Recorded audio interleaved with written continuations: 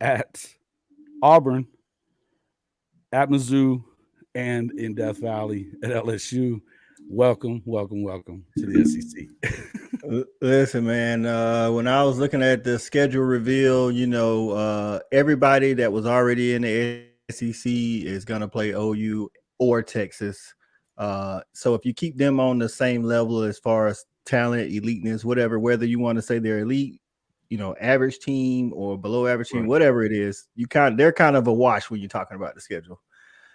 Then there's the big four that were already in the SEC, is what I'm calling them, the big four: Georgia, Tennessee, LSU, and Bama, in whatever order you want to put them in. So if you're playing three of the big four, nobody's playing the big four, like all four. But if you're playing three of the big four, that's a pretty hard schedule. You know what I'm saying? And Oklahoma is playing three of the big four. Well, and on top of that, I didn't even mention, obviously, the Red River game is going nowhere. So, but that would be essentially a fourth or a fifth road game. It's a neutral site game. It's actually OU's house down there at the Cotton Bowl. So, I'm gonna say that every time.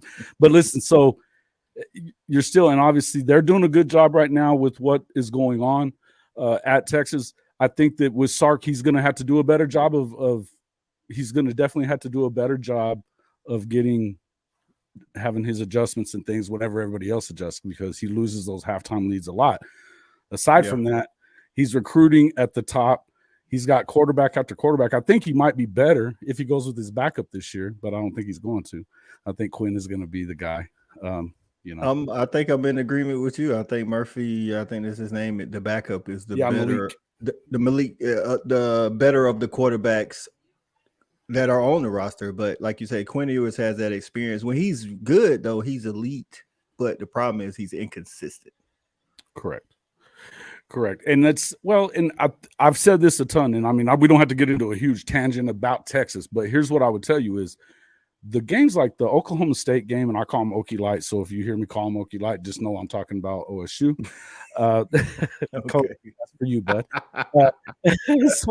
So the Okie Light game, they're winning by 17 late in the third quarter.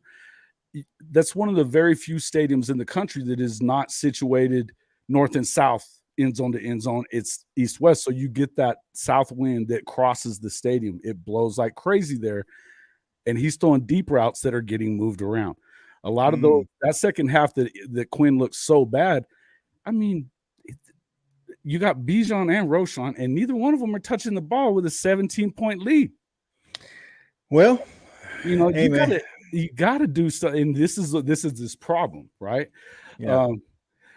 So it's just that, but hey, it's a beautiful thing. I hope they keep him around forever. As long as they keep Sark around forever, they're always going to have a chance, right? So yeah, thanks, Rob. I appreciate that. I had to pop that up there. It is a pretty sweet locker room they're going to have there. So I'm excited about that. So yeah, but this is a tough schedule. Welcome. I mean, going to Auburn. I mean, you guys know that's the oldest rivalry in the South with Auburn and Georgia. You know what it's like to go into there. Explain what is this going to be like for an Oklahoma fan that's going to make all these trips, I'm going to do making that first season of trips. Well, I think one of the biggest things for Oklahoma and Texas, both of them have, big stadiums, but not every single school in the Big 12 has a, stadium the same size as theirs. Outside of Vandy and Mizzou, right, Missouri, everybody in the SEC has a big stadium, and they get loud, and Auburn definitely gets super loud. You know what I'm saying? Right. And if Auburn's having a halfway decent season, depending on when Oklahoma goes down there, crazy things happen on the plains. You remember a couple of years ago, I want to say it was 2017, when Georgia and Alabama played for the national title. On the way to the national title, both of them lost on the plains in Auburn. They beat us good fashion too. So I think, you just have to, but they're used to going to Texas to play in front of a loud crowd. But I just think the thing is they'll have to be used to it every single week. You know what I'm saying? Like, not just the one game at Texas or the one game. I think Oklahoma State might have a decent sized stadium. But other than that, it's really just OU and Texas that was in the Big 12. But in the SEC, that's every weekend. And these fans are rowdy at 12 o'clock p.m. ready to get it on. So I cannot wait for that part of it. And that's the plan, is to take the RV and to go to these places, to travel and to get to meet people and do that tailgate thing. I kind of wish we were coming to Athens to see you guys. And I definitely wish I was going to see my boy High Top over there at the swamp. But we'll get there. We'll get there at some point. So yeah, that's the thing. I think they're gonna be more purposeful about everybody playing within a 3-year span, because like the schedule said Georgia's going to Ole Miss. So we've played Ole Miss, but we haven't gone to Ole Miss since 2011. You know what I'm saying? So hopefully, with, like you say, you take the RV, within 3 years, you should have had a chance to go everywhere. Yeah, no, and that's the good news of it, is that I like the way that they did that, at least. Now, I did want to say this. Give me your thoughts, though, Coach, because I got to tell you, I think it's BS that they didn't go to the 9-game schedule. You're not protecting about half of the rivalries, at least we're talking about in the SEC. I didn't get a chance to look at Georgia or any of these other ones, but which games are lost if you're Georgia to your rivals in that first season? Well, Georgia has a lot of people we don't like, and they don't like us. But true rivals, if you rank them, Florida's number one. Right. So Florida game, that wasn't going anywhere. I don't care what the schedule format is. The Georgia-Florida game is always going to get played. The Georgia-Auburn game is always going to get played. Did it play? Is it going to be played? Yeah. Well, yes. So Georgia actually kept Florida, Auburn, and Tennessee, if I'm not mistaken. Yeah, and Tennessee. So they added Texas and Alabama. I got 8-game schedule, 9-game schedule. I don't know. I think they're going to go to a 9-game schedule, 2025 and beyond. I think that's what they'll work out. This first year, they did, similar things when, Missouri and Texas A&M came aboard. They didn't change the format of what they was doing. They let them be in for a little, a year. And then I think they changed the permanent rivals or whatever. So I don't think it's a big deal. I mean, come on, man. I mean, what do you want? You want, you want come into the season. If we was playing 9, conference games, OU's already playing Bama, Texas, Tennessee, and LSU. There was a chance they could have been playing A&M and or Georgia. I'll take A&M all day, man. I would take A&M all day if you're an OU fan, man. I'll tell you why. They beat the brakes off of A&M when they play their butts. That was okay. Here's the thing. The only thing that I'm thinking about it is this, is that, and I think that you're hearing this from most of the fan bases, and Okie like Cody that was in here a minute ago, he called it a pretty soft move by by the SEC, number one, but it came down because of Nick Saban. And I got to say that I fairly agree with that. That it seems like he's gotten real paranoid for these past couple of years, because of the fact that he's lost his throne a little bit, right? Yeah. So he's a little worried about, not – and I mean, you lost 2 games last year by a total of 2 points. I don't think that they've lost anything, really. It's just that – and Georgia's good, man. But Georgia's Kirby still only beat him once, right? That's true. That's true. So I don't know why he's so freaked out about it. But we've noticed I said this a lot when they were making that push to get Jeff Lebby to come be the OC. I felt like that was a direct shot at OU to try to cut their legs out from under them before they even came to the SEC. It was a smart move, by the way. It's something I would have probably wanted to do. So, I get it. And I'm not really bad-mouthing them or anything, but I feel like you should, at this point, when you're the best, I gave you a timeout, man. That was all it was. You could come back, though. But you can't come in here talking smack about 3 and 9 and think I'm not going to time out you. You know better than that. Come on. Texas guy. Oh man, these guys are my boys. The Lone Star guys is my boys. We kind of mess with each other anyways. Listen, my only thing is this. I feel like they should have been playing 9. If you're the best conference in the country, which it is, and it's getting better, then why are you kind of walking and worried about whether or not I feel like there's no way that it keeps you out of the playoff if you lose that one game against another top 10, even top 20 team. You lose a close game. Could it keep you out of the playoff? I guess, but I still think you're going to get probably replaced with another SEC team.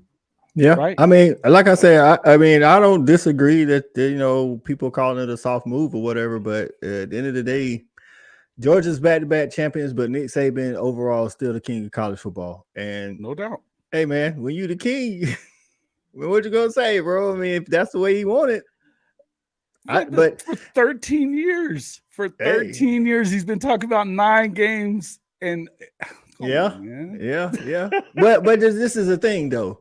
Okay, so let's think about this. He was talking about it like, okay, so before this year, Big Ten was playing 9 and Pac-12 was playing 9. And the Big 12 does also. And the Big 12. Yeah. Okay, but let's think about these top to bottom. So when he was talking about 9, this was before OU and Texas. You might add a bit, Mississippi State, Ole Miss, Vandy, Missouri type deal. Now you're talking about adding a OU or Texas. No other conference has to do that. Yeah, they're playing 9 games, but I mean, come on, outside of Michigan, Penn State, and Ohio State. What are we talking about here? I mean, USC now, I mean, I guess, but they was already doing 9, so they can't say they went to 9 because of USC and UCLA. But like, I mean, then in the ACC, it's Clemson it's Clemson. They're doing 9, and it's Clemson and Florida State. They're I mean, who cares if you're they're doing 9 games? if it's in the championship, that's their 9th. But they're going to a 9-game schedule. That's what I'm saying. Right, and I'm like, who cares if it's 9? It's the ACC. I mean, it's just 2 teams, so it doesn't matter if you add another. It doesn't matter if you add another Wake Forest. I mean, they only have like one good year every 4 or 5, 7 years. I mean, honestly, playing before they entered the Big 12, Cincinnati would have been harder than playing some of those other ACC teams. So just saying you add 9 games, I mean, Kirby voted for it. So even though we playing Clemson next year, so Kirby's like, whatever, man. Let's do it. Let's play. Yeah, no, I get it. And I'm not necessarily. I definitely I'm coming at Nick on this one, but I wasn't saying anything about. From what I could tell, my only question was, and I guess I understand it because they've got that last season, but OU and Texas were in the building. I mean, I don't know why you don't make sure that they're getting a vote on that. They're going to be playing in this season of it, I don't know why they don't get a vote there, because it would have gotten voted into a 9-game schedule. And I think that the one thing I would tell you from an outsider's perspective of not being in the SEC, right? Yeah. And you've got a lot of these conferences that are seeing that everything change. The Pac-12 is probably not even going to exist, Yeah. Maybe they do, maybe they don't. I'm going to tell you they're probably not. That being said, you look at that situation, all these other programs are having to deal with all of this stuff, and maybe watching them go to another conference, it's going to be really hard to get to the playoff if you're not a SEC or a Big Ten school, and here you are, they're kind of taking a patsy way out and doing it that way. I understand why people are upset about it. Oh yeah. I never said things like that. Hey, never said I didn't understand why people are talking about it. They got valid points. I mean, but right. I mean, what you're gonna do is like, you say, oh, we got an easier way to the college football playoff. I mean, win one, and then you can have some leverage. I mean, that's honestly basically what Sankey said on the Paul Feinbaum show. It's like people talking about our scheduling. He said, last I remember, we won the national championship by 58 points. I mean, it's hard. It's hard to stand on something when the SEC is literally won. 6 out of 9 CFPs, right? You know what I'm saying? So what we're talking about here? I would agree. Like I said, I'm not saying that I don't understand. I definitely, understand, and I think, like I said, I think it's valid. Everybody playing 9. They want SEC to play 9. Okay, I as a college football fan, why wouldn't you want 9? That's no. As fans, you definitely do, right? I mean, you want to see. I don't want to see. I think that's the other part is nobody wants to see this game against the freaking Citadel anymore. Nobody wants to see it. I don't want, and especially when it's late in the year and it's like like Cody calls it, a get right game. And I get it. I get what he's saying. You know what I mean? But I don't want to see that either. Even if you're in the SEC, you don't want to see your team doing that. At the end of the year in crunch time, man, let's play good football. So I got a little pushback on that. Okay. Everybody plays G5 or FCS, one or the other, right? Okay. So you can't knock a conference for deciding to play hard early, and then most times, I mean, there's some easy games early, but to put that game right before their rivalry week Whereas, like I was looking at another conference's team, they play literally all four of their out of conference at the beginning of the season. And it's like, but that might be their strategy. They want to start out 4-0 so they can get ahead and get up in the rankings, and then Sure. it's hard to fall. So it's just, I think it's a strategy, and everybody has the option to do the strategy. You can't be mad because the SEC was more strategic in doing it in most years, so that they can be ready for the postseason. I think it's a genius move, to be honest with you. It is. And the other thing that I would say, I'll give you that. What I would tell you is the other reason that I would say you don't want to necessarily completely get away from doing that and playing those guys, because a lot of those schools, when you start talking about, particularly say the HBCU schools and stuff like that, they need that game or they don't have a program, right? Yeah. That pays for them to have a program. Yeah. So I'm not saying to get rid of it all the way. I think that some people are a little short-sighted when they say that, because you want to see. But when you're the best program, when you're the best entire conference out there, and you have won 6 out of 9 CFPs, and you're going to get the lion's share of those bids, particularly once the Pac-12 is out, what are they going to end up with, 4 and 5 sometimes? I mean, it's possible. I could see 4 often. I don't see 5 very often, but you could. Well, how many teams is going to be in the playoffs? 12? 12. I think the Big Ten and the SEC will share 6 of those spots one way or the other, whether it's 3 and 3, 4 and 2. Right. I think that's how it'll check out. And then the other 6 spots will be for the rest of the field. Okay. Yeah. But this is the thing. Oh, but back to the would give you the late season cupcake. Again, Everybody plays at least one cupcake, right? Where you schedule it, to me, it shouldn't matter. So, like, we all say we want to play 9 games. Okay, if y'all want the SEC to play 9 games, then you can't ask them to play 9 games, and then y'all have your cupcakes, and then the SEC doesn't get a cupcake. Everybody wants 9 games. Everybody wants a cupcake. It doesn't matter whether you play them first game of the season, second game, last game. Second or last game. You do your own schedule, so work it out. Listen, I get it. I'm with you on that. I'm not even saying that I disagree. Yeah, because you do end up. Oklahoma's been. You basically play this year. They were going to be playing Georgia, but once they knew they were going to be leaving early, that's why they canceled that game. Yeah, I think Sankey told them it had to happen, and that's probably a good thing for OU right now. But it's probably a good thing for OU. I'm going to say that. But you look at who they're playing now. I don't know. Give me the 3 early games for Georgia. UT Martin. I think they're FCS or are they Group of 5? I don't UT really Martin, know. I believe they're FCS. Yeah. Okay. Well, and then Ball State is a Group of 5, and UAB Group of 5. Group of 5, right? Oh yeah, you're gonna go beat up on Hey, so it's like when the SEC and Big 12 or whatever they did and said OU can't. OU, it's not like OU and Georgia backed out of the game. It was the conferences. You know what I'm saying? So, I mean, at last, no, they didn't back out of it. It was told by the conference that they had to do it, right? Yeah, exactly. So it's like, I mean, what you're gonna do is you got to find somebody else to play, and they found somebody else to play. So, but hey, Ball State said they want some money. You gotta be.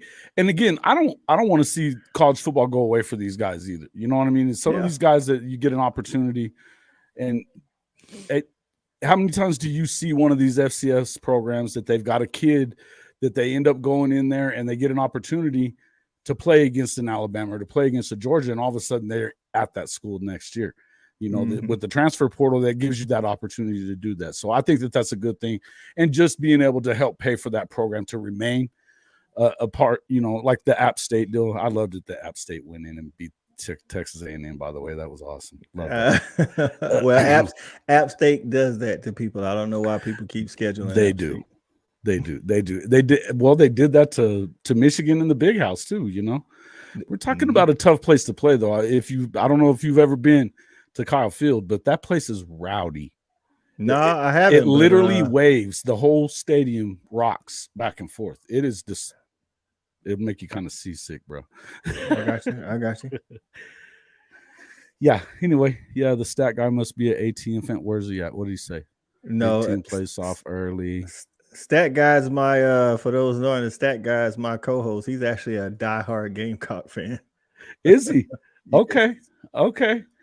That's cool, man. Hey, stat guy, you're welcome to come on the show anytime as well. We'll get you to jump in here. How about one of these times? All right. Yeah, I'm glad you're. Hey, glad you're an SEC fan anyway. Sorry that you have to get saddled with Spencer Rattler. He's never going to win that big game, just so you know. But it is what it is.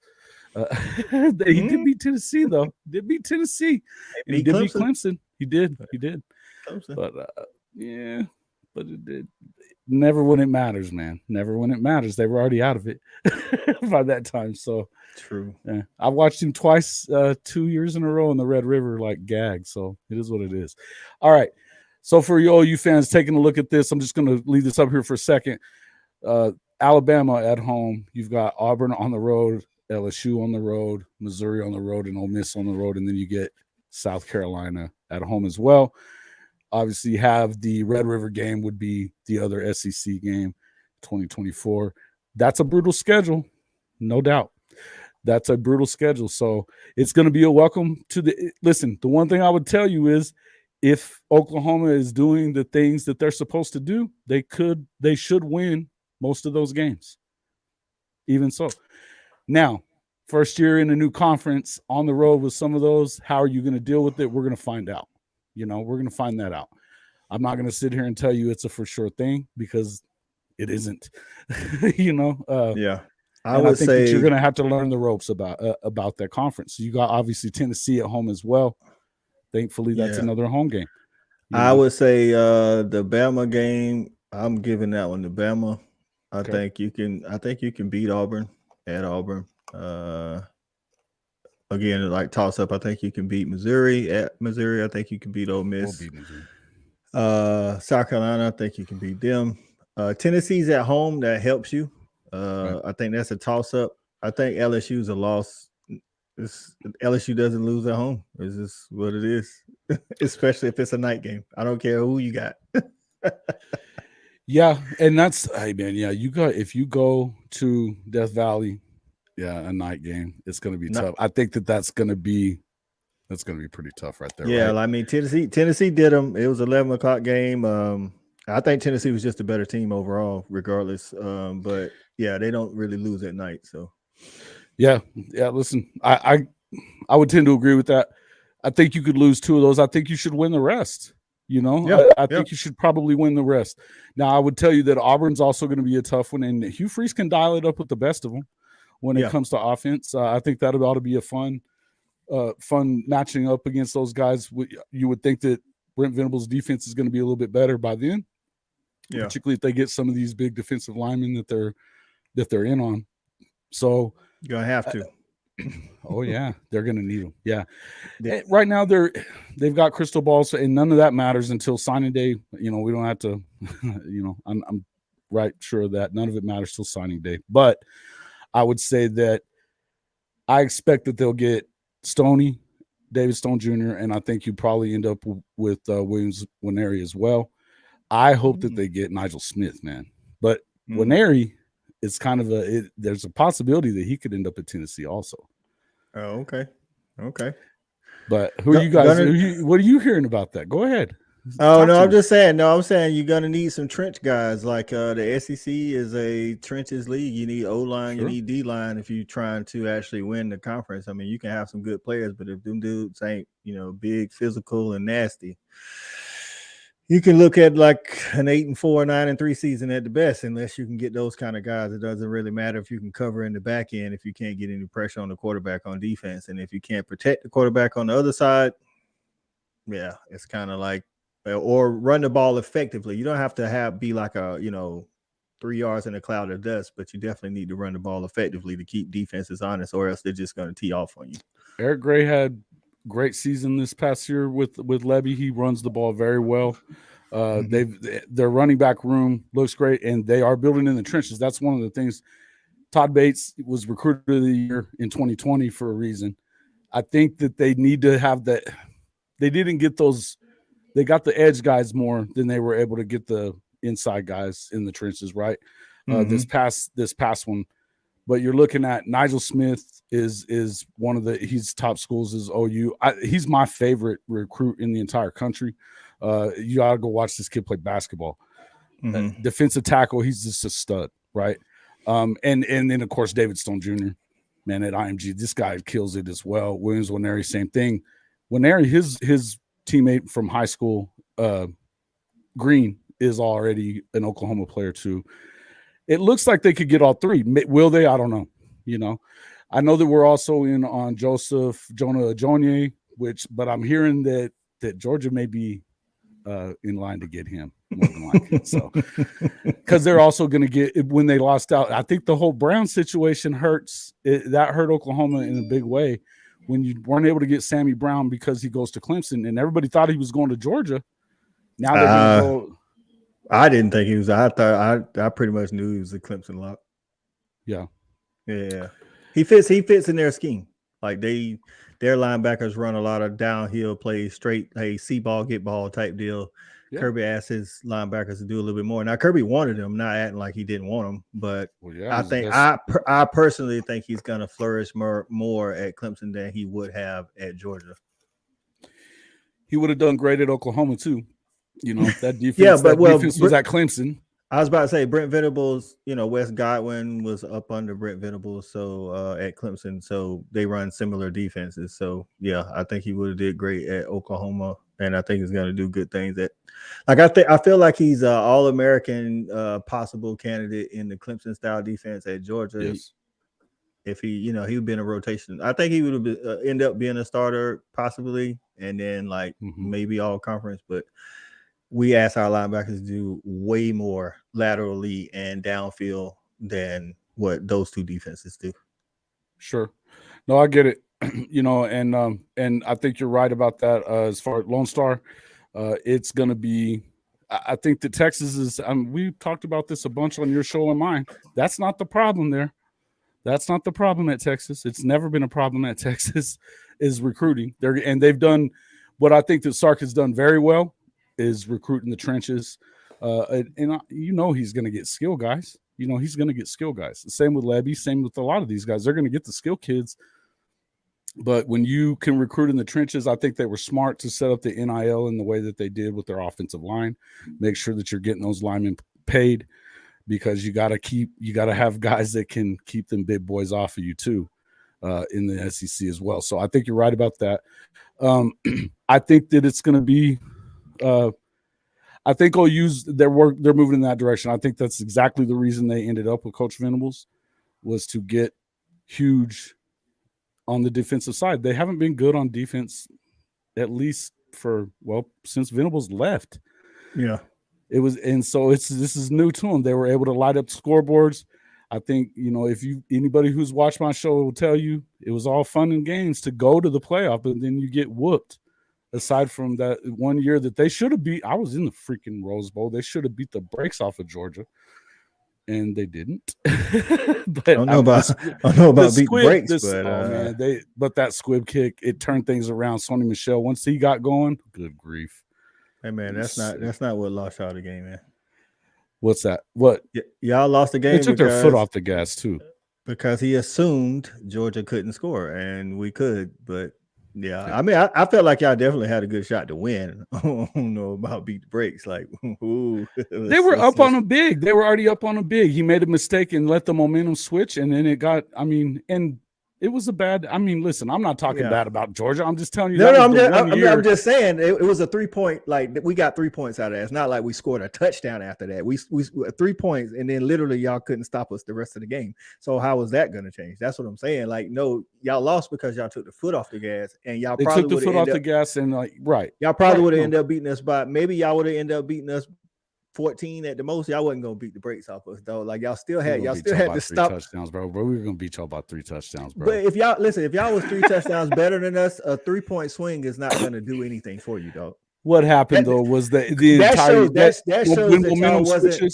And I that can shows tell that you what y'all happened. wasn't an elite team if y'all let one field goal stop y'all from beating the team by 21. I would agree with you wholeheartedly there, Coach. I would agree with you Yeah, like come wholeheartedly. I on, would. bro. Like That's 21. where Come I'm on, at. bro. Where I'm at with it. What I was trying to get at was that Lincoln Riley doesn't get it done, as we saw against Utah last year twice, as we saw against Tulane in the Cotton Bowl.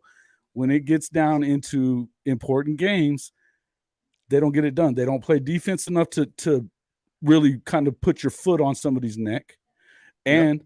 And the stupid play that they made against Tulane. What the hell were they doing taking that safety? That was the stupidest thing I've ever seen, too.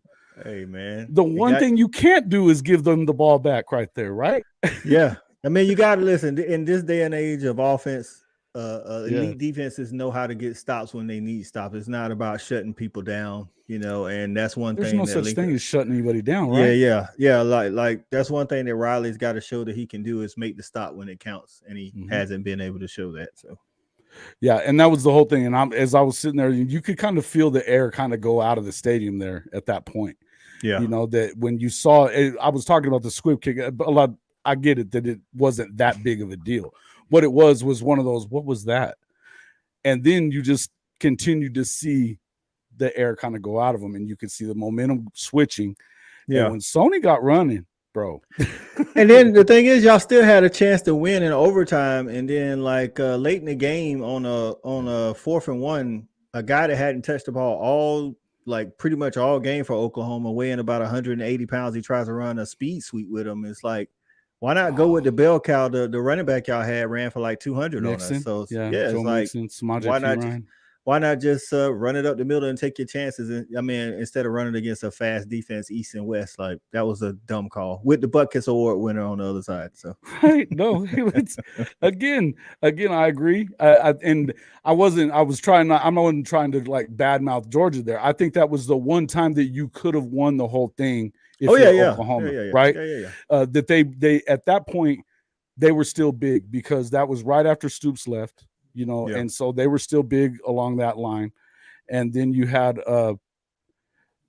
hey, see you later. Hey, we'll see you, Logan. We'll talk to you guys later on this week, man. I think that was the one time that they could do it. When you see them the next year, then they go up against Alabama, and they're way smaller.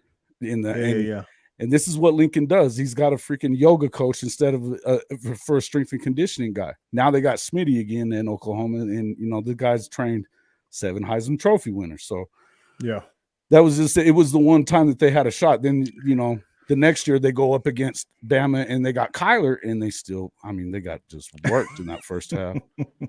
So it sucks when you get blown out. You know what I mean? But hey, Bama's a different animal, man.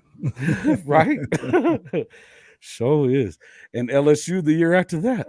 Oh, good grief. Yeah. So but tough deal. All right, talk to me about this Georgia this year, back-to-back champions. Who's going to be the quarterback, and are they going to – I'll just ask you right now, they're going to win? Are they going to three-peat? I know they could. Are they going to? Well, technically, it's said to be the battles between Brock Vandagriff and Carson Beck. In my opinion, unless Carson Beck gets hurt, then it's all Carson Beck. I personally think Stetson is a gamer, and I think he improved every year as a passer. But I think ever since Carson came on, as a freshman, he's been the best passer, not necessarily the best quarterback, but definitely the best passer on the team. And with the experience that he's had, I think we're going to see a lot of what we've seen in mop-up duty last year and in the spring game this year in the offense.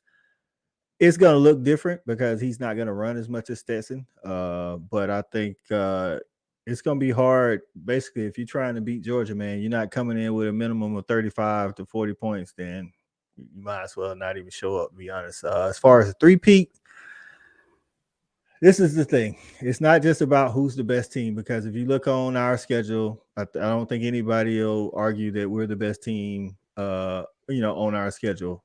We've shown we can beat LSU. Right. I think Bama's having quarterback, concerns. Ohio State is Ohio State. I think we got the team to do it. The thing is, last year there was some kids that had won a championship. Half of them left, some of them there. Now you got kids on the roster that got 2 rings. can they stay motivated? And I think Kirby can have a motivator. I got us definitely going to the playoffs. Depends on the matchups, dog. It's like people don't understand. It's like not just about being the best team. It's about, it's like matchups, styles make fights. Fortune. We're really deep at pretty much every position. Other than probably quarterback as far as experience. So as long as we stay healthy, are we gonna three-peat? I give us 65% chance to three-peat. That's pretty good. That's a probable. Okay. Yeah. Listen, so you have Alabama this year, right? Yep. On the schedule. Yep. Okay. And then obviously you play Florida. Next year. Yeah. Okay. So this year, what's the in conference game? What's that toughest one? It'd probably be Tennessee, yeah, and LSU. Tennessee this year or next year? This year. This year is Tennessee because it's at Tennessee. Okay. But I'm personally not. I think Tennessee has a good offensive scheme. I think Heupel is one of the better offensive coaches in America. I still don't think they have a defense. Their defense wasn't good last year, and they lost part of that defense, which is experience. I think they got some good wide receivers. I don't think they're as good as the cast together that played last year. And I think Joe Milton can throw it a mile, but he's not nearly as accurate as Hendon Hooker. I think Hendon Hooker is going to be missed more than Tennessee fans know it. Like I said, people like even the pundits, they watched the Tennessee Clemson game and he played amazing or, elite. But just a couple of weeks before they played Vandy, a month before they played Vandy, and he looked average at best. I mean, overthrowing open receivers, couldn't hit intermediate throws. So I still think Tennessee is going to be second in the East, but I think it's a good shot that Georgia goes 12-0. Yeah, it seems to me like that was going to be the tough one.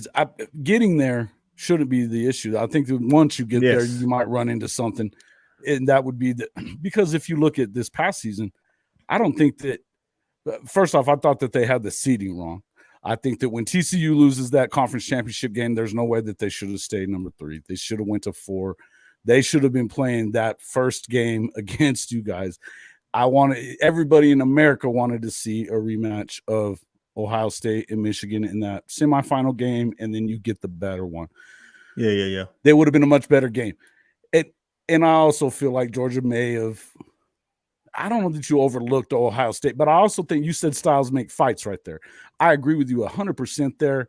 That was the one way. If you look at that Ohio State team, they weren't going to run over you. They're not going to line up and run over you. What they were going to do is try to go over the top of you. They were going to do some things offensively, and with that receiving core, that's the thing. I could see why they were able to hang, And that's for Stetson gamed out, at the end of that, Yeah. And if you like – I've said for 2 years now on both championship runs, Ohio State is one of the teams that, I ain't going to say worries, but, I'm definitely paying attention to because they have the receiving core. If you're going to beat a Kirby defense, you have to have elite receivers. You can't come in with some listen, I know Michigan fans don't want to hear it, but Michigan, I think, honestly, I know people wanted the Michigan-Ohio State rematch, but for some reason, Michigan has Ohio State's number. And if Michigan wins that game, we beat Michigan, not like we beat TCU, but we beat Michigan just like we beat them the year before.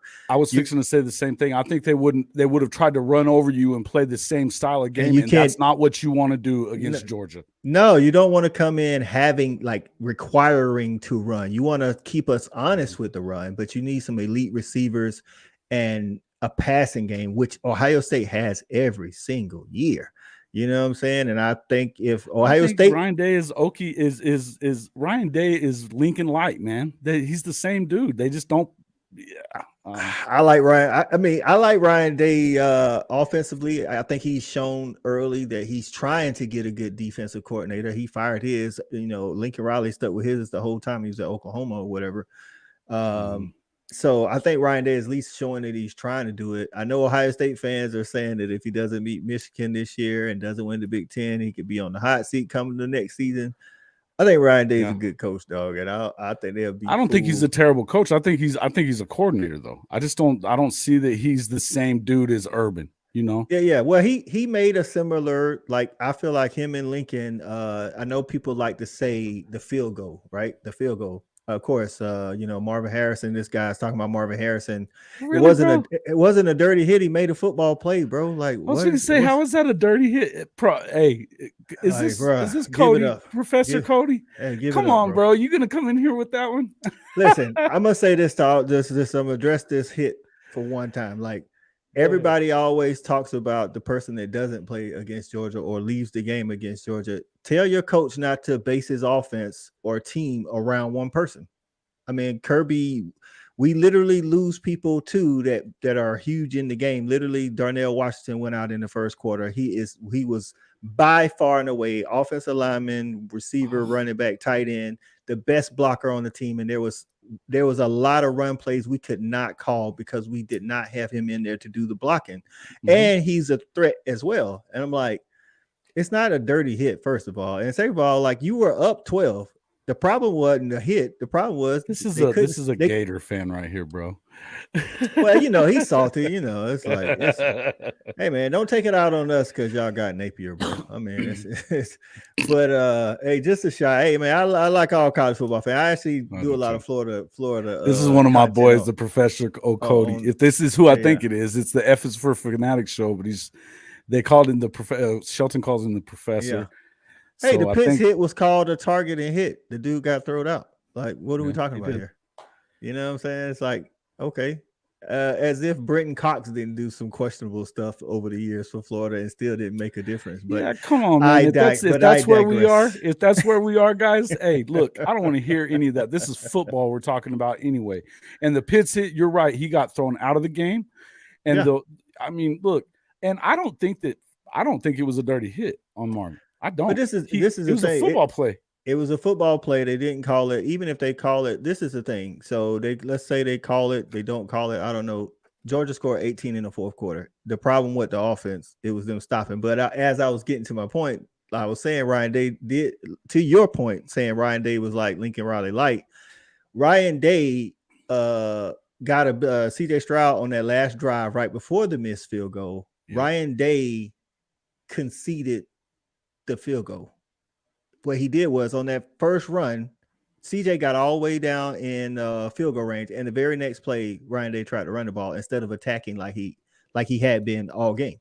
So who knows what happens if he attacks on that play and gets another first down. Now it might be a closer field goal, or they might score a touchdown. I think he tried to say, all right, we're good. We're going to hit this field goal. Let's just walk away with it. It's not Georgia's fault, bro. That's a bad play call. Hey, you got to stay aggressive.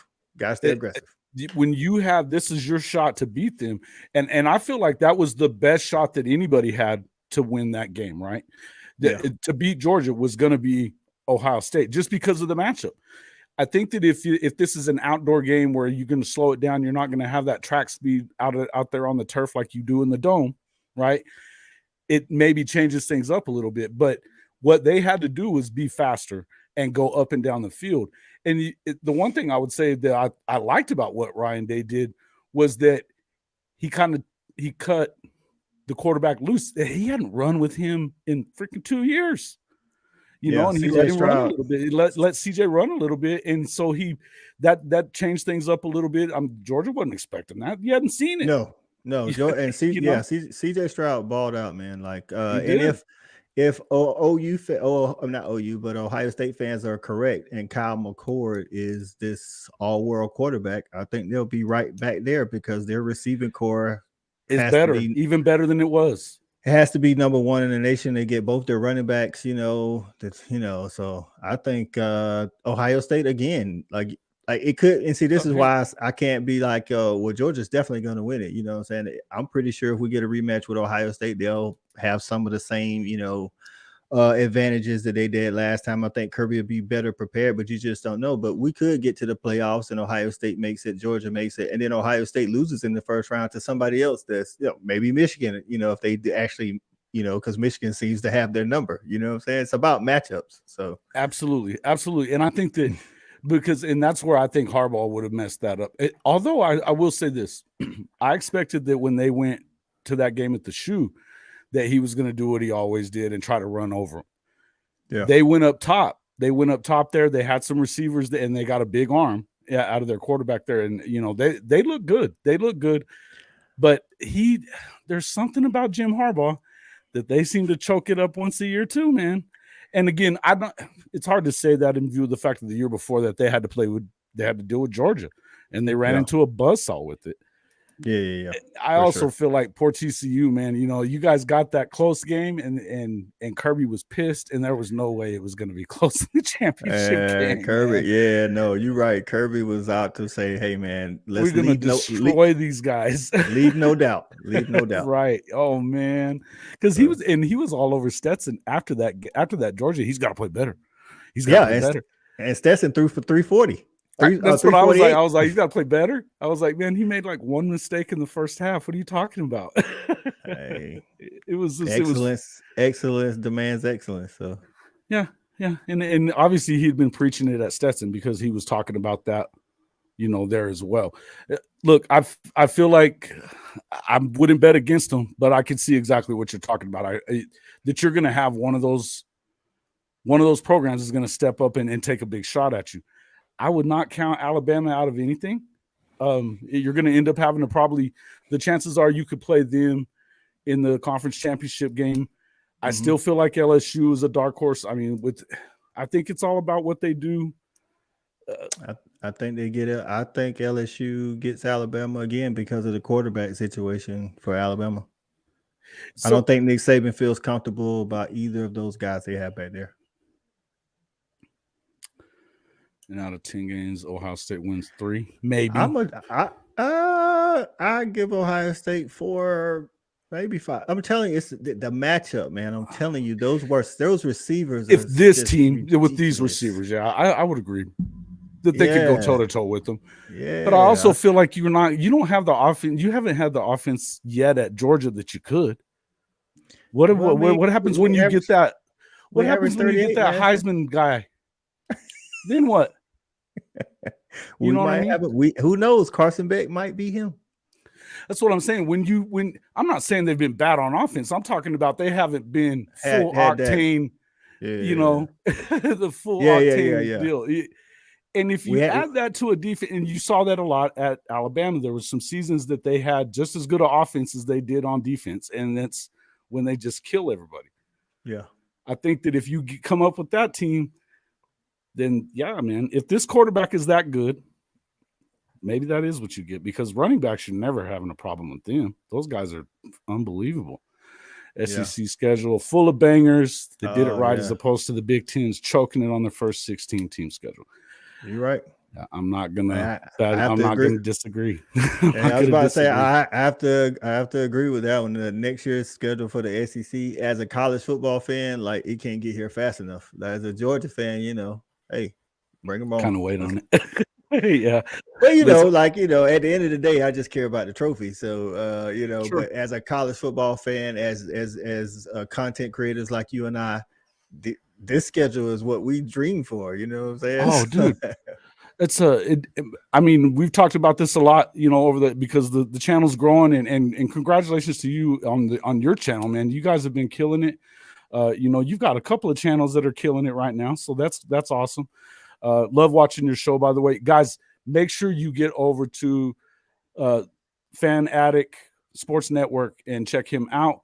You can catch him on Twitter as well. This is if you like SEC, if you like college football, you got to watch this guy's show. He's got a lot of former Georgia players that comes on his show with him often.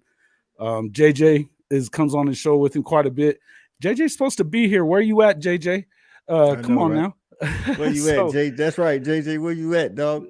Yeah, come on now. So so make sure you get over there, check out his show. Make sure that, hey, we haven't had a ton of guys in here. I know this isn't normal for me to come on live on a Wednesday. We're about to start going 5 days a week though, so get used to it.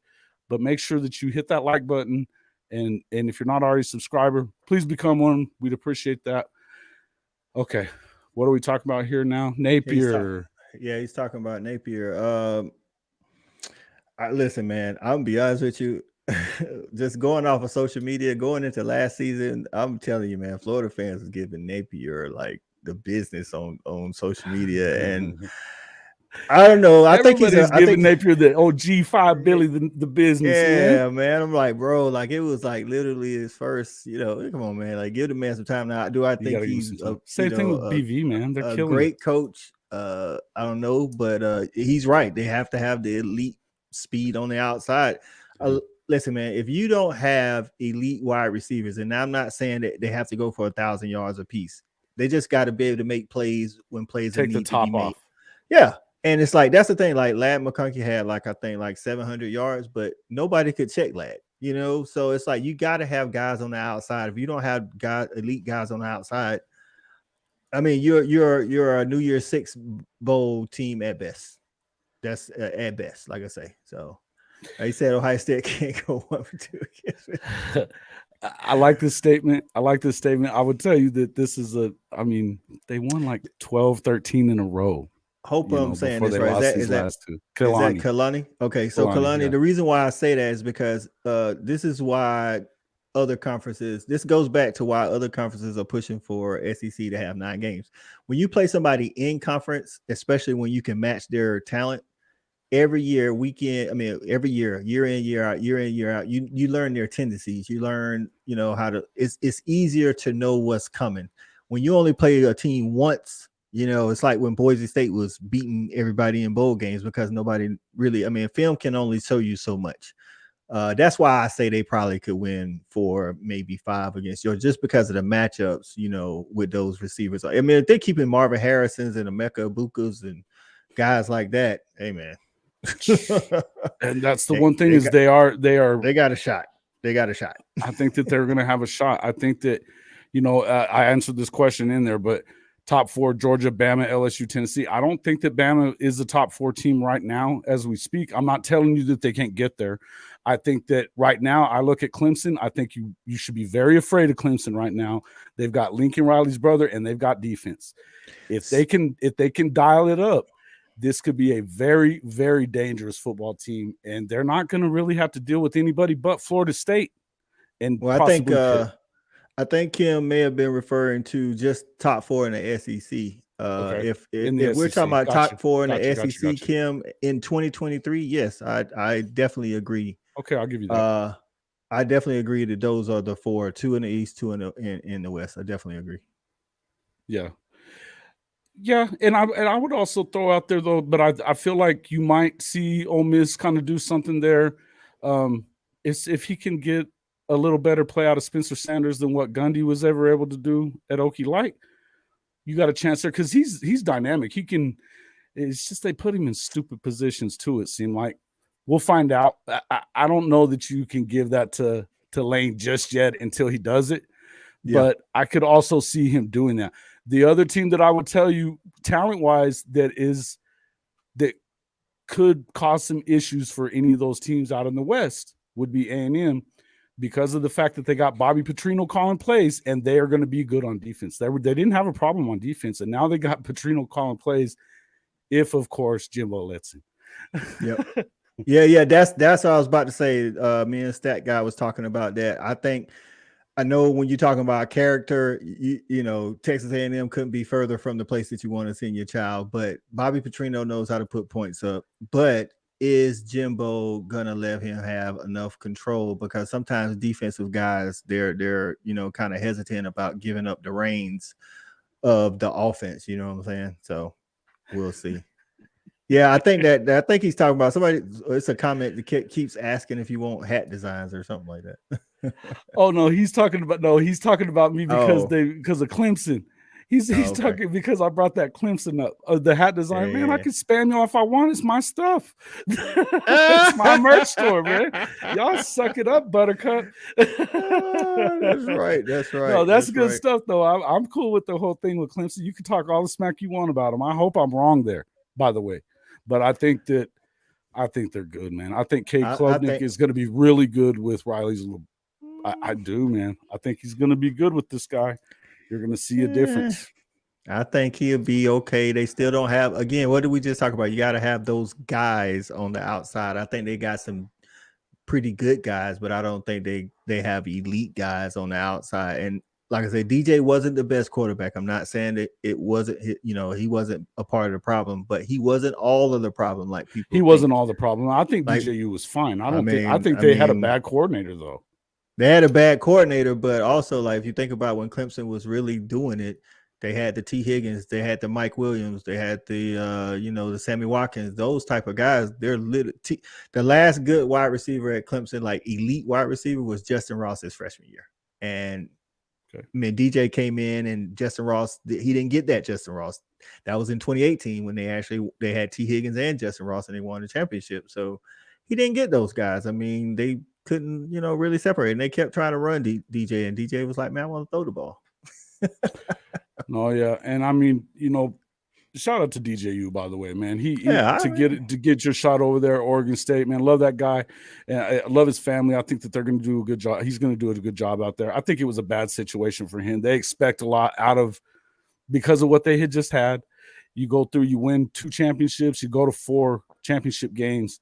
A lot of expectations there. And I think he got put in bad situations by that coordinator and quite frankly, by Dabo.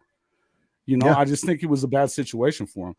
I think that Cade Klubnik, anybody who saw him play at Texas, in Texas in the 6A level and win the state championship and beating the crap out of Quinn Ewers doing it, the guy can go. And when you have a guy that came in and dialed up a lot for Max Duggan. Hey, man, Max Duggan was a game. Listen, this is the thing. I like Max as much as the next guy, but I'm telling you, before that, he didn't do shit. I feel you. But this is the thing. This is what I was saying about Carson Bay. This is why the wait and see is like, I got to wait and see if Carson's a gamer. Stetson was a gamer. Max Duggins was a gamer. You know what I'm saying? Sure. It's like, I do believe that Cade has some skills, and I think he's got a little bit of that, brash attitude that you kind of need. He does. You should have seen that game with him and Quinn Ewers in the state championship game, bro. But last year, some of that got him in trouble. Like in the Notre Dame game, he was like trying, playing that high school ball. And who knows, maybe like you said, with the new coordinator, that helps. But he can play really good. They still, if you kind of win we're talking about in terms of winning a national championship, you still have to have the guys on the outside. They don't have elite guys on the outside. They don't have elite speed, but I think you got big guys. No. Right? I'm not asking. I'm not talking about speed. Like people. That's like the confusion with quarterbacks that can throw it a long way. That doesn't make you elite. Just because you're a fast wide receiver doesn't make you elite. So I'm talking about elite play from the wide receivers. Marvin Harrison is no burner. Like he's far from it. But he's by far the best receiver in the nation. He's an elite wide receiver talent, and Clemson doesn't have that. Clemson actually got speed on the outside. They just don't have an elite wide receiver. Here's what they're going to do though, with that, and knowing what we know about this Riley offense, is they're going to draw up matchups that they can win. That's what these guys do the best out of everybody, right? Okay. So that's you. I'm glad you said that. That's what I mean when I say elite wide receivers. When the coordinator draws up a matchup and he knows you're gonna win, they don't have the guys that they know are gonna win, even if they're put in that predicament. They don't. We don't know that they don't. We know that we watched them last year. With the coordinator they had and the offense they were running, they didn't put him in position to win that matchup. I don't think they were getting the right matchups. The games that I saw Clemson not look good in, it was things like that where you just didn't see. They looked lost on offense, completely lost. They don't have any guys that can get. First of all, you got to listen. It doesn't matter what the play is. You got to be able to get separation, right? Yeah, of course. They don't. That's what I'm saying. On a consistent basis, they don't have little things like that, like guys just getting separation. T. Higgins, I don't care who's calling the plays. 1-on-1, T. Higgins is making a play. They don't have those guys. I think the play calling will look better. I definitely agree with that. But even if I put you, unless you're wide open and no defenders around you, then maybe, yeah. But if a decent defender is around you and you're trying to win a national championship, you don't have the guys that can beat, those DBs 1-on-1. Until I can see it, I haven't seen it in the last 3 years. So. And this is where Hank is and I agree with you.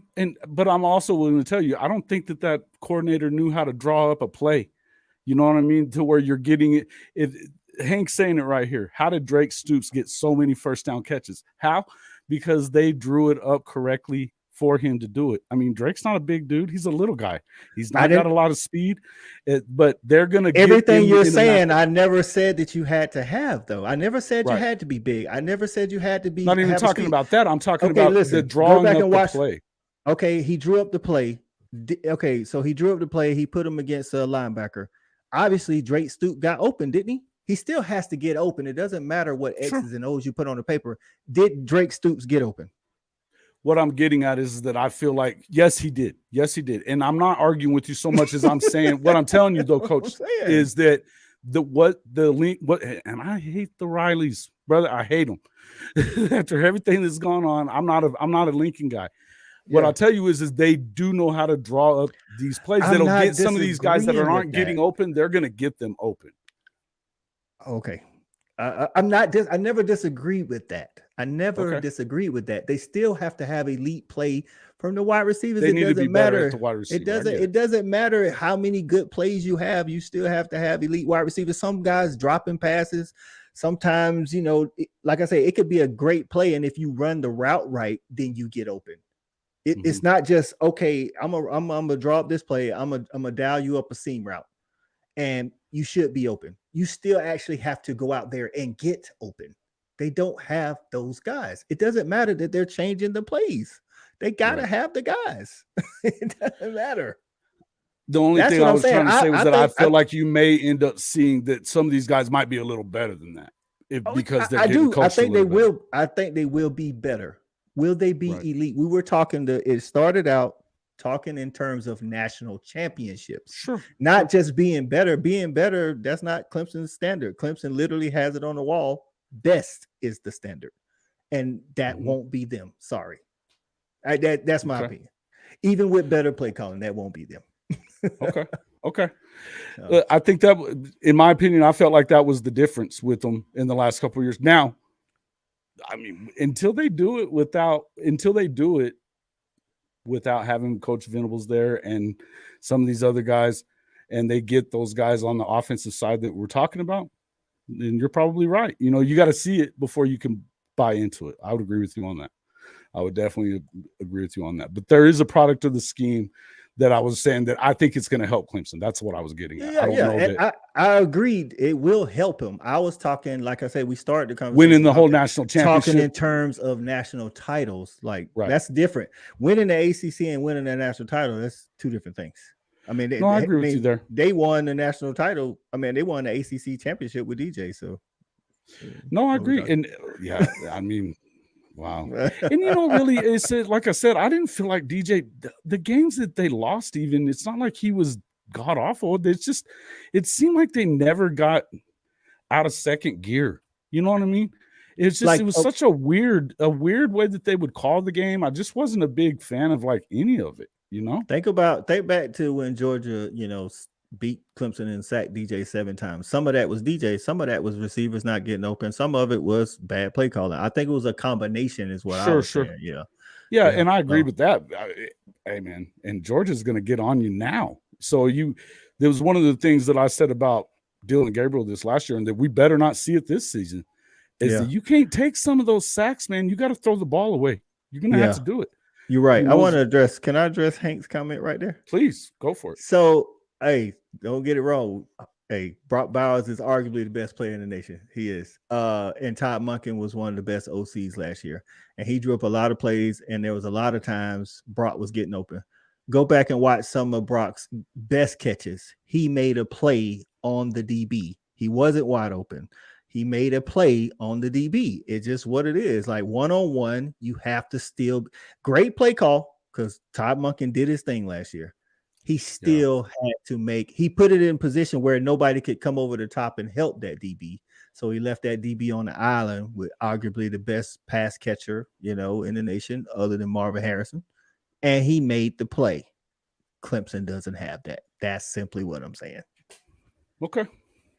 and listen, you've seen them, you've watched them closer than I have this past season for sure, no doubt about it. With the being in the area, you're probably seeing every one of their games. I saw probably 5 of them, But I saw 5 of them. But there was things that I saw that I was like, man, what is going on? This just doesn't look right. And I hated their scheme. I hated their scheme. And I think that if you don't at least start with a good scheme, you're screwed. Yeah. You definitely got to have a good scheme. And like you said, they will be improved, I think. Can they beat Florida State? We'll see. Because Florida State's coming. They beat Florida State, though, last year. So True. I mean, Jordan Travis, is he going to have his season? That's the question I would have. Is he going to have be consistent all year? Yeah. And are they going to play a little better on defense as well? I don't know. We're going to find out. And listen, I think that I like Mike Norvell. I think he's a hell of a coach, right? Yeah. I'm not positive that I trust in these guys, man. I just don't. Until you see it. You know why? Like I was just about to say, because you haven't seen it. You know what I'm saying? Because you haven't seen it. Oklahoma should have beat them in the Cheez-It Bowl, man. They should have beat them. They had them. They didn't stop. They didn't stop nobody. And that's the whole thing. If Oklahoma wasn't 124 in the country on defense, they probably win 10 games. Yeah, it was. I agree. Yeah, I agree with Hank's comment there. Like I say, I think the hire is going to improve Clemson. I do. I just don't think without the person. It's still listen. Lincoln Riley, Ryan Day, Todd Monken last year, great, excellent play callers on offense. They still had to have the guys. Like the guys that can actually execute those plays. And that's where I think the level of winning national championships between winning the national championship and just improving. Now, sure. I also think that Garrett Riley being there is helping their recruiting. Obviously, they got Bryant Westco. Yes. Westco. Dude, that guy he's literally the highest rated receiver they've gotten since T. Higgins signed, so that's what I'm saying. Like he's getting what we think is the guys to do that. It's another one of those dudes that Oklahoma was really sure they were getting. I thought y'all was too. I was really hoping they did. Yeah. There's some guys out there though. That's the one thing, and I think that they're getting some elite receiving talent there. And I think that may be part of the reason they didn't get Wesco is because you've got some guys that are going to be there already. They got to prove it. They got to prove it. Definitely got a good quarterback in the fold. So. With Jackson, yeah. And I think that, I still think that we're hoping. I think as the Oklahoma fans, you got to hope that you don't see a ton of Jackson this year. That means that either bad things are happening with DG, or he got hurt, and you throwing a freshman into the fire, right? I don't know that you really want to do that, but then again, last season in the Big 12, you might want to get him some time and I think they definitely want to put him in some games. But I think that Dylan's better than a lot of people give him credit for too. Well, I think what it is in those games where y'all are up, I think it's important to do, like I think Kirby and Todd Monken did a good job with Carson Beck, and Dabo did this a lot, earlier when they were, in the playoffs every year. It's like their backups actually run the offense, not just come in and try to secure a lead, Yeah, no doubt. Yeah. Now, and Hank, you're right. I mean, that's the whole, I think all these guys, when you start talking about these coaches, Jeff Lebby, Riley, they're different offenses, but they can dial it up, and they're going into a situation where they can score 50 anytime. That's not the big thing. They run the football well out of this. They're going to throw it well. As you saw at the end of the go ahead. Clemson's definitely going to. I know, like Lebby knows, like that's why they're good coordinators, like you were saying. They can dial up pass plays, run plays. Now back to what we were talking about with Clemson. Clemson has two of the, I want to say they're definitely in conversation for the best backfield in I want to say like behind Michigan and Penn State. They got an argument for best backfield. Definitely top 10 in the nation. So. Yeah, they got good running backs, man. Yeah, that's definitely going to help. So tell me, why is it that everybody still think now? Obviously, South Carolina looks pretty good. They beat Clemson, and they beat Clemson pretty good, obviously. But it's a rivalry game; things can get out of hands. I understand that. Okay. Why should we believe that South Carolina is going to be better than they usually are? I don't know. I think they're going to be the same. All right, take that, stat guy. Hey, I like that's he's one of my close friends too, not just my co-host. So I give him stuff because I Yeah, think a of lot course. of people are seeing and I tell him this all the time. What we do as fans, we capture a moment in time, whether that be And a we think couple of that's who you months, are. a Yeah, couple of years, whatever it is. Because people still say, well, Georgia wants to run the ball. Well, obviously, you haven't been paying attention the last 3 years because we're throwing it around the yard. they are. But that's They what I'm are. saying. And then like with Brent Venables, even if y'all have an amazing defensive year, they're still going to be like, well, Oklahoma doesn't play defense. We capture this moment in time. And so what people have done is captured the moment in time with South Carolina beating Tennessee and Clemson and saying, hey, they're on the heels. They're about to do it. They got Spencer Rattler coming back. They got Juice Wells. I want to give Juice Wells his props. He's definitely a top 10 receiver in the nation. Yes. Spencer Rattler, though, has still been inconsistent at best. I'll give you one thing. Spencer can spin the ball. This dude has an can. NFL arm, but his head. He's inconsistent, though. Like, you got to do Yes, it all and the he time, is not just fragile. sometimes. The dude is And, fragile. and see, When it what a comes lot of to people are mentally missing, fragile. a lot of people are missing about the offense is, yeah, they got Juice Wells. Again, I say he's top 10 wide receiver in the nation. They lost wide receiver 2, wide receiver 3, wide receiver 4. They lost running back 1, 2, and almost 3. They lost 3 or 4 of their offensive linemen. They literally are putting a guy in the backfield that has moved from quarterback to receiver to quarterback to receiver, and they're counting on this guy. Bro, you can't just come out there with just receivers. You have to at least keep people honest with the running backs in the backfield, and their defensive line all go except for Alex Huntley. And it's like, and I mean, come on, man. Like, we got to think about everything, not just South Rattlers Carolina. going to New York this year. Are you insane, bro? It ain't Listen, happening. he call him the delusional stat guy for a reason. There ain't no damn way. It ain't happening, bro. The It professor is doesn't not like the happening. SC chat.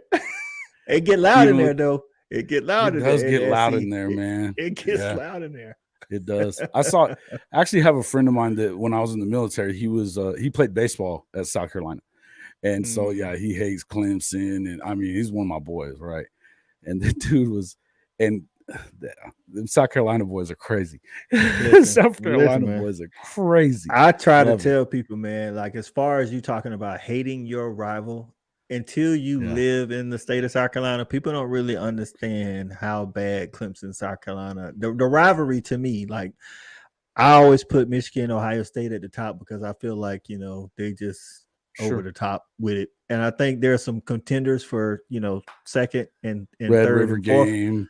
Yeah. I think South Carolina Clemson is literally right there because South Carolina fans are some of the most loyal fans in college football. Like, sitting through back in Lou Holtz days, they was like 0-21 and they were still selling out the stadium, and it's always loud until the second half. Look at Spurrier. I mean, he didn't really do much, and they loved him for just improving on where they got him there. You know what I mean? And like, I thought Will Muschamp was terrible as far as a head coach was concerned. I think he's proven that for sure. But he's an excellent coordinator, though.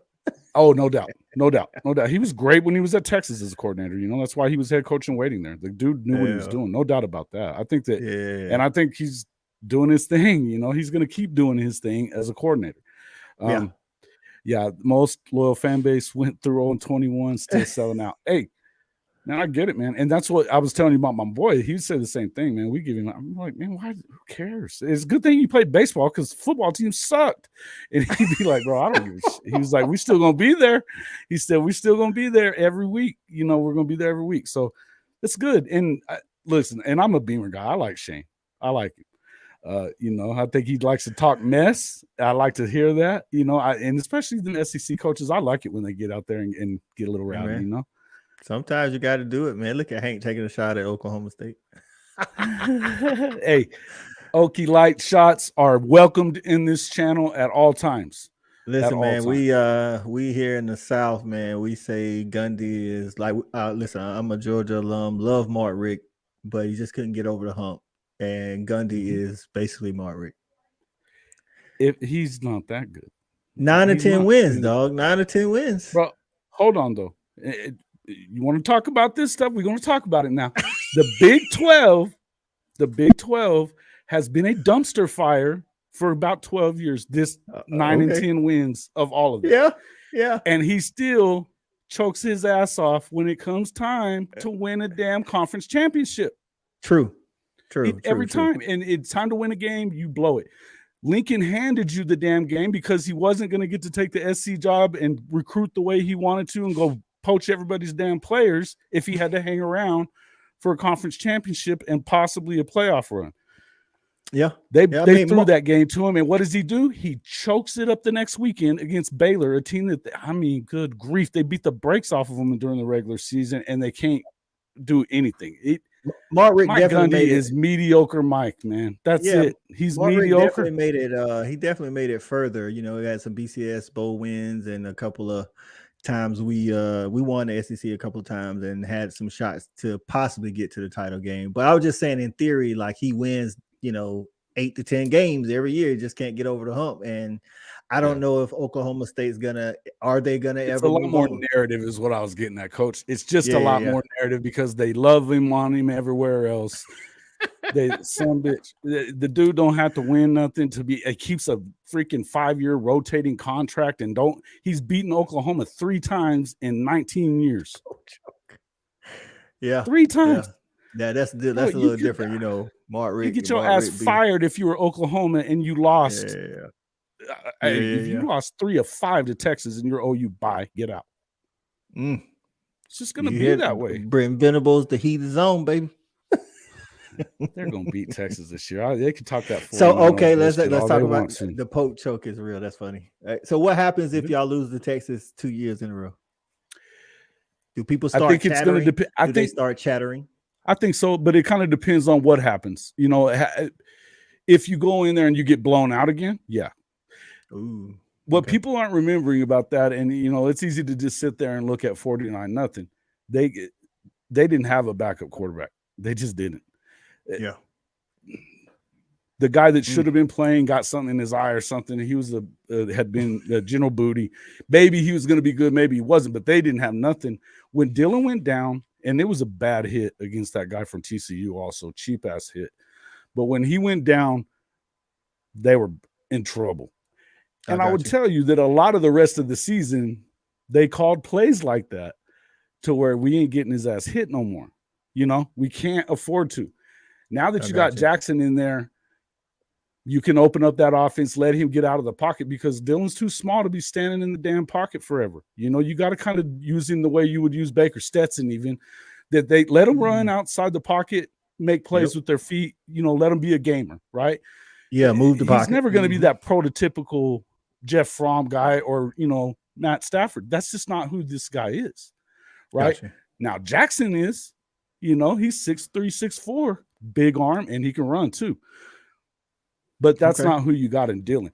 Now, you can open that offense, let him kind of do more of what he's doing. But I would tell you, yes, if they lose, it better be a damn good game, right? And then they better get them again in the conference championship or something like that and beat their ass. You can't afford to be losing to them when you've won. They'd won 7 out of 9 coming in, Yeah. Ooh. So pressure's on.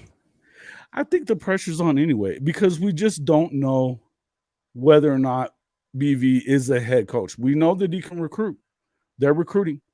He had a number 10 class in a month when he got the job, and then he picks up the number 4 class. He was only behind Texas, Bama, and Georgia.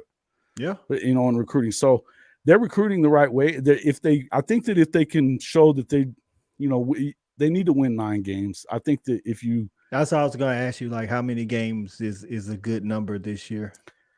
I think their bottom better be 8, but with the schedule, it really should be 9, man. I can see 4 teams that could beat them, maybe. I can't see all 4 of them beating them.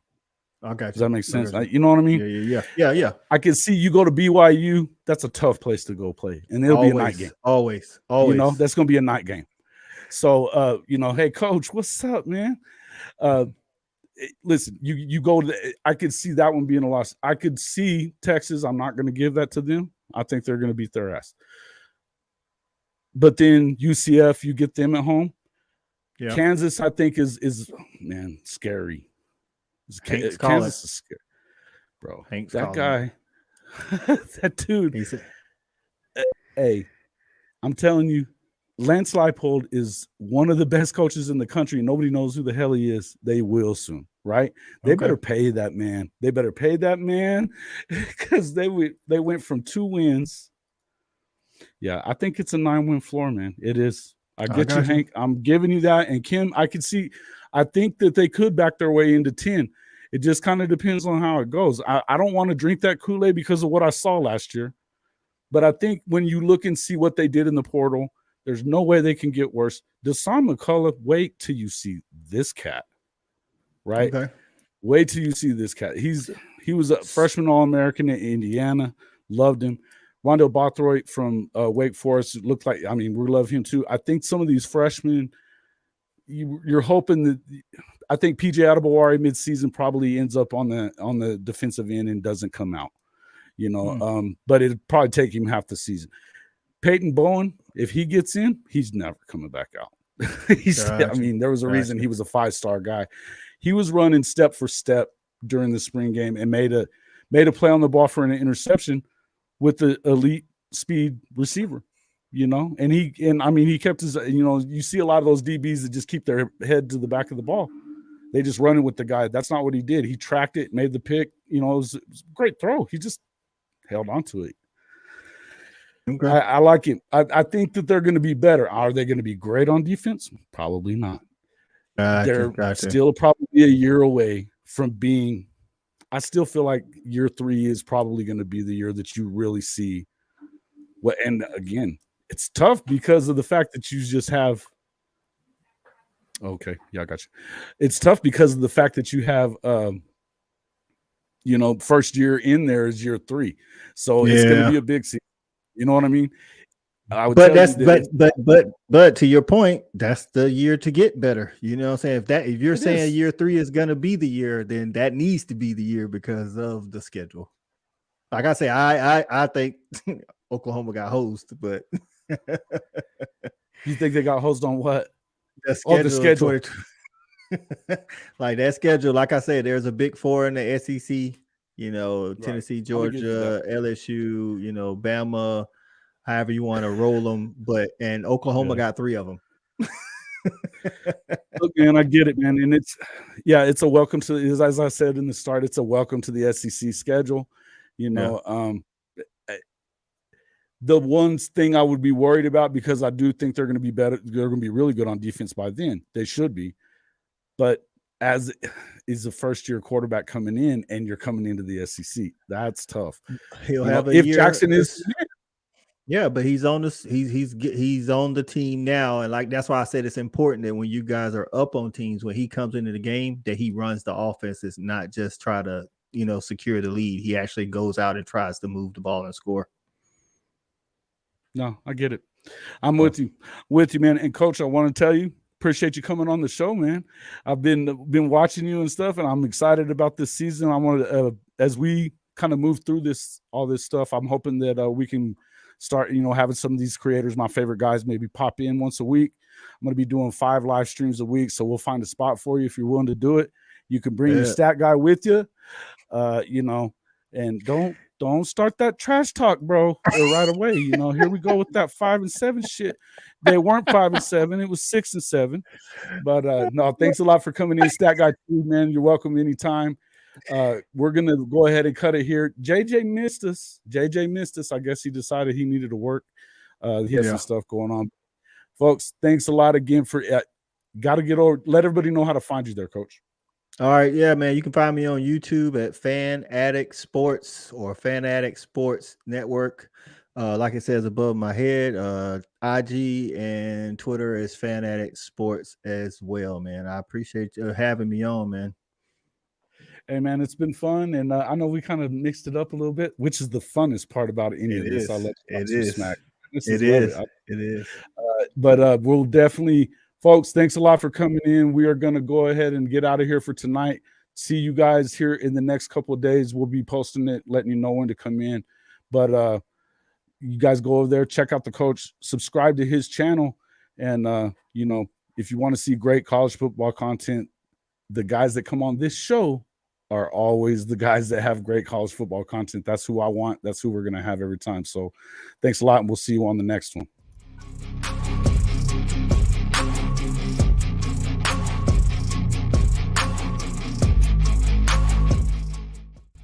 Hey, you guys all know the drill, right? Say it with me. Smash that red subscriber button. Like our videos. And don't forget to ring the notification bell so you don't miss one moment of the Hall of Fame College Football Podcast. Hey, we even have amazing pod merchandise right here in our store.